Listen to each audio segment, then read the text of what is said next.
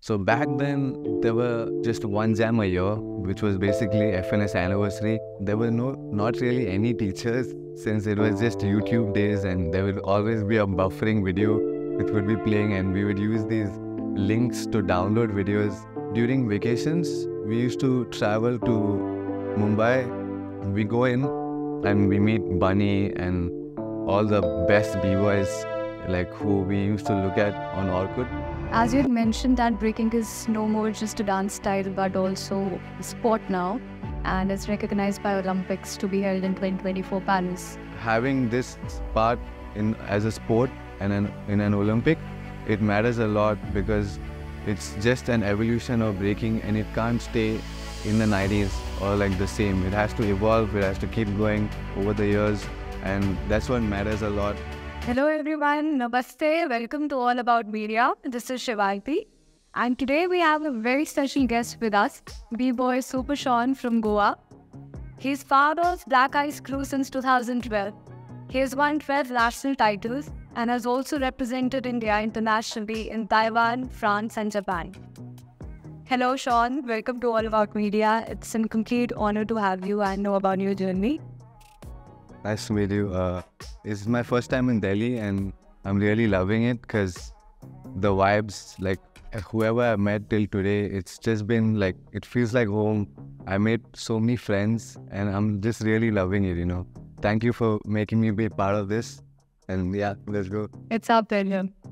Let's start from the top of your journey. What is the first memory that you have of breaking? So the first memory I had was I saw just a breaking video which was shown from my friend, and when I saw it, it was during Christmas. Okay, so what happened was there was an annual function in my colony and I never really liked dancing. Like I was just this kid who liked like playing games at home and stuff like that. And this function, you have to like take part in something, so you can't not take part, you know, you have to take part. So when I saw this function, they were like, you have to participate in either like drama, dancing or like music or whatever, you know. So when it came to me, I was like, what do I do? Like when they asked me, and then my elder brother just decided like he wanted to dance, and he saw like a couple of dance videos like Battle of the Year and like other videos, and then he was just like, I'm gonna dance. Like, and when I saw him, I was like, okay, he's gonna dance, so what do I do? And some of my friends were like doing acting like and doing drama, so I was like, okay, maybe I should try acting and drama. So I did that, and yeah, like when I did that, I was just acting and my brother danced, and after he finished performing for that function, the next day I see him looking at himself in the mirror and he's just doing a wave, you know, and like he's doing some waves, and like he started practicing, and I was like, why is this guy practicing? Like, why, you know? And then he just kept doing it over time. I didn't really care. I was just playing games, and then he had a best friend called Dominic. So Dominic and him grew up together in school, and out of nowhere, he met Dominic after a couple of years, and when they both met after a long time, Dominic also started dancing happily together. So they started connecting more, and then Dominic was this guy who was like my rival, you know, like he kept like having competitions with me. And there was one day where I was just playing games normally, and he showed me like a one-handstand, you know, and he's like, can you do that? And when he tried to challenge me, I take challenges so seriously that like I feel like I'm just a very competitive person. So when he tried to compete with me that way, I was like, I'll show him and prove him wrong and be better, you know. So as soon as he left, I was like, okay, maybe I should try learning a handstand and show him better, you know. So for 1 week, I was just trying to practice doing a one handstand. And after 1 week, I came back and I just showed him a one handstand. I was like, I got it, you know. And then ever since then, we started dancing together and we were connecting, and he was this reason to keep pushing me to get better, you know. Because when he learned a flair, I was like, I couldn't sleep the whole night. I was like, I need to learn a flair, you know. So it was this thing where he just kept building up, and over time, we try to like research about breaking in India. Since I'm from Goa, there were a lot of breakers on Orkut back in the days in 2010, and that's how we connected with Bunny and Simon and Hira and all these first generation b-boys.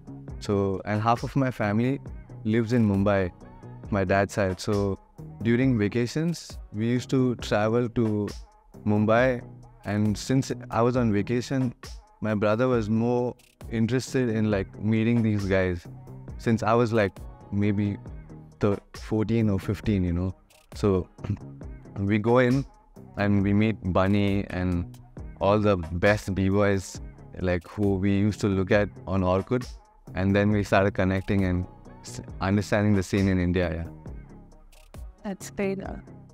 So how young were you when you started? And I started when I was 13 to 14. It was in 2010. so how was the scene back then if you compare it to what the scene is right now? So back then there were like, let's say just one jam a year, which was basically FNS anniversary, and we used to look up to it on YouTube and stuff, and we just wanted to be there because you can see all the b-boys would come together like all the way from Mumbai and other cities, and it was just really nice to connect. And it was my first time seeing breaking. Like it was like in Goa there's not many people who do it, so you feel alone, you know. But when it came to Mumbai, I was like, I felt like I had like a family, like, and it was just felt like a school, you know, of all these guys connecting together. And I felt so comfortable and warm that I'm not the person only doing it, and there are so many others. And like it helped me improve and get better, because if I saw another guy doing air flares and throwing some crazy shit, like I would want to also try it, you know, and it kept pushing me to get better. Yeah. So was it your crew Black Eyes with who you used to practice when you were young, or that got trained out? When I went to Mumbai, I was connecting more with Rock Fresh crew. I didn't know Black Eyes much, but there was this one event which happened in 2011. It was called IHLF, India's Hip Hop and Latino Festival. I heard like there was going to be B-Boy Choco and B-Boy Pellegrino was coming to Bangalore to judge a solo breaking jam, and my brother was like so interested in going for it. So we planned a trip and we took a bus and we were like, let's go battle here and just check it out. And I wanted to learn from Pellegrino since I used to see him on YouTube, and it was like a dream come true, you know, to meet some crazy b-boy in front of me. So we planned this trip, we went there. That's when the first time I met Nasir. He's like the leader of Black Eyes. So I met him there and we connected so well that he felt like family to me, you know, the first time I met him. And I was like 15. So ever since we connected and we battled, I went back, but there was no connection with joining the crew since I lived in Goa. But over time, when I had to take breaking seriously, that's when I decided, and he offered me a chance to join Black Eyes. And that's when I joined and moved to Bangalore. Yeah. Oh, that was a great opportunity and a kickstart. Did you train with someone? Did you get some professional training? Do you have a teacher, or you built by yourself? So back then, there were not really any teachers, since it was just YouTube days, and there would always be a buffering video which would be playing, and we would use these links to download videos so we could watch it and just watch battles at home and like try to just observe and learn.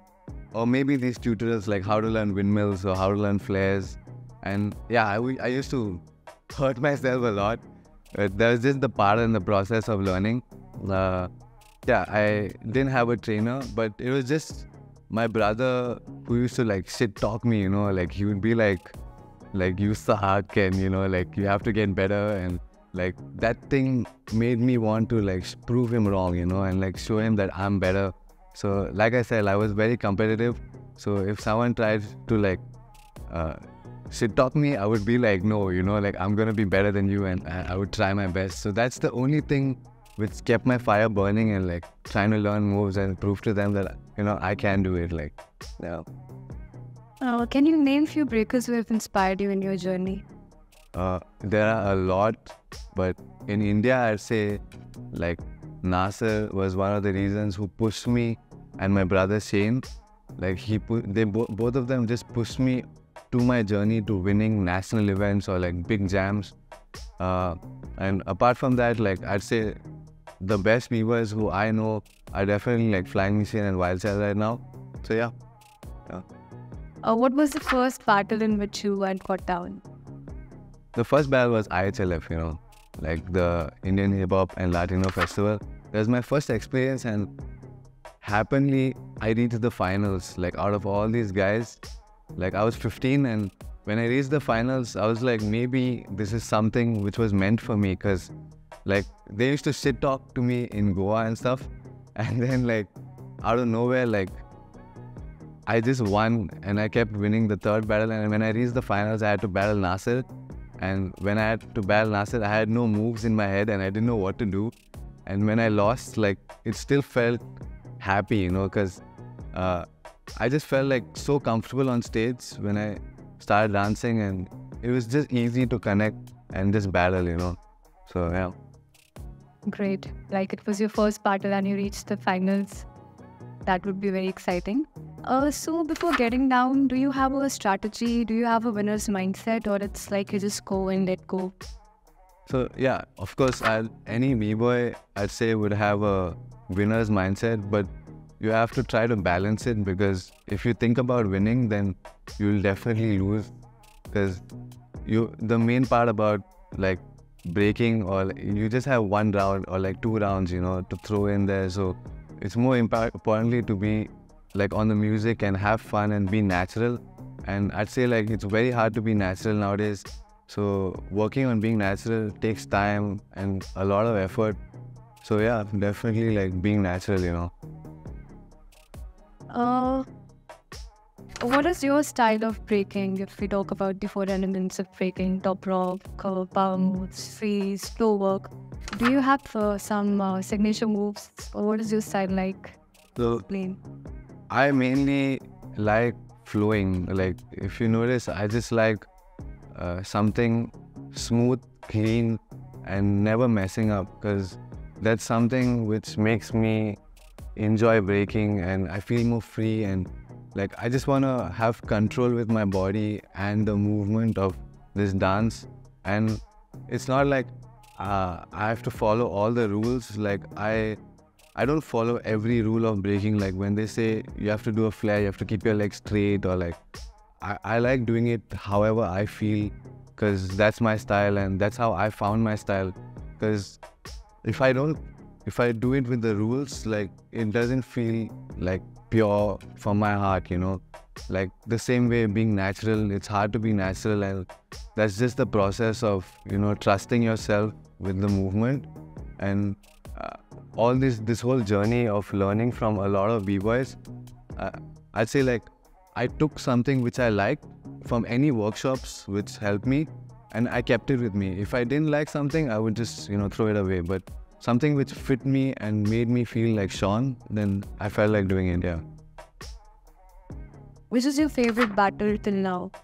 So my favorite battle would be this glimpse, and which I can never forget, because when I won Dance at Live. There's this event, it's like an international event which happened in India. So when I won it, I had to go represent India in Taiwan, and that was like the first world championship I experienced. So the second battle, I had to battle this guy called BBoy Ben Stacks. He's from USA.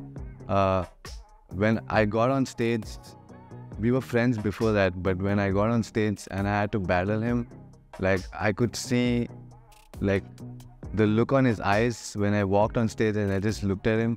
That moment felt like, you know, before I could even dance, I felt like I already lost, because of the experience he had, and the look he gave me was so scary. Like I can never feel that way with any b-boy till today, you know, because he was dancing for 20 years that time and I was dancing for 7 years. So I felt like a little kid, you know, like literally he showed it to me in front of him, and I just felt like I just couldn't beat him, you know, at that phase. So yeah, that was one of the best moments, which I'm probably got smoked in that battle, but it made me learn so much about just that one look, you know, without even dancing. So Yeah, because breaking to me is like a lot of emotions. Like without emotions being there, you're not really recognized, you know, as a b-boy, or like you won't make it so famous. So for breaking, like I feel you have to have some emotion when you're dancing and battling, because when you battle more and you show it, that's when the real you comes out, you know. Others, you just look plain and normal, and nobody likes seeing that, you know, especially in breaking. How are international battles different from the national ones which you had experienced? So national ones, you kind of like know what the other guy's gonna do, since you know him and he's from India and you know his moves and then you know your moves. So it's like easy to strategize. But when you're battling internationally, it's something which teaches you that, you know, whoever the guy is in front of you, he might be famous, he might not, but you know, when you're battling someone, the first round, it's like you either go hard or go home, you know, because if you stay and you think of saving moves, you're gonna get smoked, because he's gonna throw out all his best moves, because he's scared if he loses and you're scared if you lose in the first round. So it's always good to like just go hard, you know. That's what international battles taught me, because you can't save up like at all, you know, because if you do, it's over. Like, yeah. What do you personally like breaking cypher sessions? We hear these words a lot, cypher sessions and battles. How are they different? My first question is. And second is, what do you resonate with more? Like, you like to cypher or you like to battle more? So, like I said, you know, I'm a very competitive person, and whatever I pack in my breaking or in my round, it's like I try to put a lot of quality of movement and a lot of new things. And sometimes, like when I cypher and I keep repeating, I don't feel so fresh, you know. And cyphers teach you to be fresh, so you have to have a lot of moves and a lot of originality. And it's more like you don't care much about just one round, but you care about surviving like maybe 20 rounds and over. So that's what cypher teaches you, like, you know, to keep going, keep dancing, keep battling for a longer round. But in competition wise, it's more like you'll get 2 rounds, and then they say in these 2 rounds you have to pack everything together, which is more tough and more hard, because you have 2 rounds and it depends on your energy, the way you breathe, the moves you do. You have to like execute it so hard and on point. So battling competitively matters to me, because it makes me a better b-boy more, you know. But cypher wise, it's like if I'm in a chill state of mind, or if, like, let's say I'm injured or like I feel tired, like I'm not so stressed, because I have many more rounds to do, and like I feel comfortable. Even if I mess up, it's okay, you know. Like I can still keep dancing, still keep going. So yeah, that's what matters. We all are noticing that the count of the number of breakers is tremendously reducing nowadays in battles and jams. Can you tell us what is the reason? Why is it so?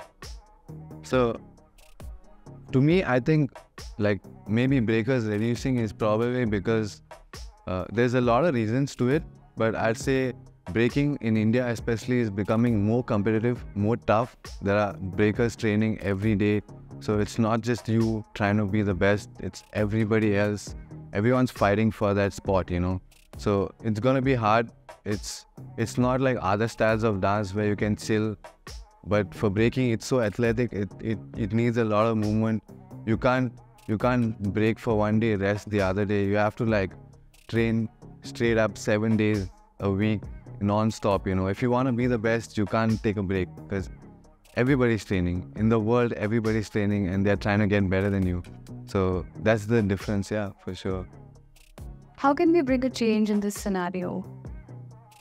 Bringing a change is just hard work, you know, like that's the only option. Like the more harder you work, even though you're not winning, I'll still say there's still something waiting for you. It can be big, but to keep doing it for years and years and years, it takes a lot of effort, a lot of pain.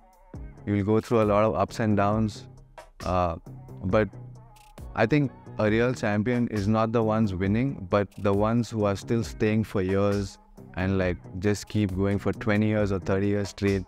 committing to this dance, and not leaving. Because if you see most guys, when they reach 30 plus, like they feel like their life's gonna end or something, and then they stress about it and they stop dancing. But I'd say like you spent so many years and you took a train which went so far, so there's no way you can turn back. You have to keep going, and that's what breaking taught me till now. As you had mentioned that breaking is no more just a dance style but also a sport now, and it's recognized by Olympics to be held in 2024 Paris. So what does you say on that? I think it's a great opportunity, because since people, I swear in India also, people used to call us street dancers, and like we used to not be respected so much in the scene, and there were less opportunities, especially as a b-boy. We put in so much work, we train a lot, we get a lot of body pains, we get hurt, so having this part as a sport and in an Olympic, it matters a lot, because it's just an evolution of breaking, and it can't stay in the 90s or like the same. It has to evolve, it has to keep going over the years, and that's what matters a lot. Especially if you want to make a living out of it, it's definitely a good option to have it in the Olympics. What is breaking for you? Breaking for me is a lifestyle, like it's something I live, and I've been doing this since 17. I took it seriously since 17, and like I've been doing this over the years, and to me breaking is just, I live it every day, and it's just freedom, and it doesn't feel like work, like, because most people, when I look at my other friends who work at like a 9-to-5 job, like, and I look at myself, like I'm like maybe these guys are working so hard and doing it, but to me, whenever I go for a jam, or if I'm judging an event or doing a shoot, it's more like fun, like I enjoy doing it, so I wouldn't even consider that as work. It's like just me being free and enjoying every moment of my job or work. I wouldn't call it work, but it's just dancing, I love doing it. How has breaking changed your life? Breaking has changed my life in many ways, but I'd say the most important one is like it helped me learn to live by myself through it, which is very hard, especially in India, because living as a b-boy full-time is hard. It takes a lot of effort, and to focus on making money but at the same time breaking, to balance these two things, especially competitively and making money, it's hard. But over the years, it teaches you a lot. And since I was doing it since 14, like when I was 14 and I was a bit younger, like it was just competitive mode, but over time it changes. It makes you learn about, trying to market yourself better. And some people don't get it, but as a b-boy, it's more like a job where you promote yourself, you show yourself out there. Because if you don't put up content or post videos about yourself, then nobody's gonna know you and you're not gonna get work. So it is important to show yourself, show your style, and let people know how good you are, Yeah. You had recently represented in Battle of the Year in Japan, so how was the experience like, the crew? The experience was wonderful. I had a great time. I learned so much from this event that I'm so motivated, and especially like since like when you're in one place and you just train every day constantly, you kind of lose that motivation to like work hard, because there are not much opportunities, especially in India. There's very less big opportunities to send you abroad and represent India. So it feels very less motivated to practice. But like when you travel for a jam abroad and you see all these breakers so good, so crazy, that I'm so motivated after coming back that I just want to go home and just keep practicing, keep getting better, and yeah, like just increase the level. So next time I know when I'm at that stage again, I know I can do better, and I felt it, Yeah. And one last question, any piece of advice that you would like to give to the new generation breakers? Yeah. Just have fun, enjoy the movement of life, because you can never control it, Like when you lose, you win, it's just forgotten, it's gone.